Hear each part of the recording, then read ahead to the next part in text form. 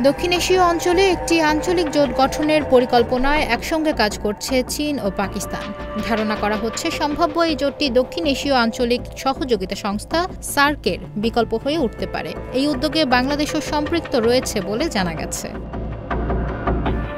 পাকিস্তানি সংবাদ মাধ্যম express Tribune আজ সোমবার এক প্রতিবেদনে এ তথ্য জানিয়েছে।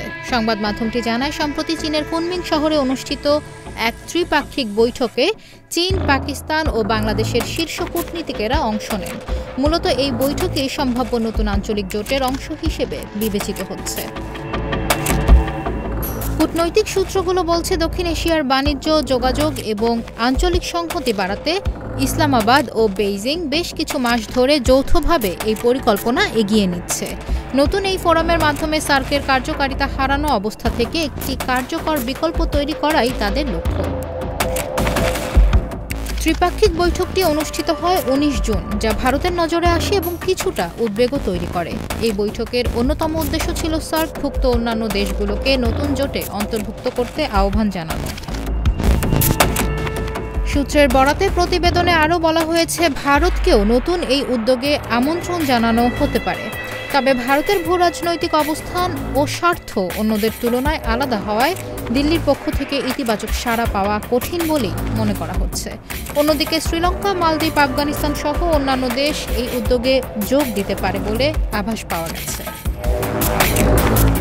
জোটের লক্ষ্য হবে বর্ধিত বাণিজ্য, আঞ্চলিক সংযুক্তি এবং মতাদর্শগতভাবে ঘনিষ্ঠ দেশগুলোর মধ্যে গভীর সম্পর্ক গড়ে তোলা।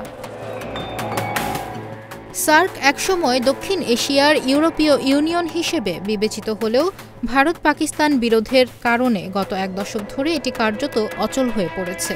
সর্বশেষ সার্ক সম্মেলনের আয়োজন হওয়ার কথা ছিল ২০১৬ সালে ইসলামাবাদে, তবে ভারতের বয়কট এবং বাংলাদেশের অনুপস্থিতির কারণে তা বাতিল হয়ে যায়। এরপর থেকে সার্কের কার্যক্রম এক প্রকার স্থবির হয়ে পড়েছে। বরং সাম্প্রতিক বছরগুলোতে ভারত সার্কের ব্যবসায়িক সুবিধাও সীমিত করেছে। এর প্রেক্ষাপটে চীন ও পাকিস্তান একটি নতুন আঞ্চলিক কাঠামো গঠনে উদ্যোগ নিয়েছে, যেখানে পারস্পরিক সহযোগিতা ও আস্থা প্রাধান্য পাবে। বিশ্লেষকরা মনে করেন, ভারত এখন সাংহাই সহযোগিতা সংস্থা SCO-তে আগ্রহ হারাচ্ছে বলেই এই ধরনের বিকল্প উদ্যোগ আরও জোরালো হয়ে উঠছে। প্রধানমন্ত্রী নরেন্দ্র মোদী গত ২টি SCO সম্মেলনে অংশ নেননি। চীন, রাশিয়া, পাকিস্তান সহ বেশ কয়েকটি গুরুত্বপূর্ণ দেশ SCO-র সদস্য হলেও ভারতের পশ্চিম ঘেঁষার নীতি সেখানে এক ধরনের অমিল তৈরি করছে।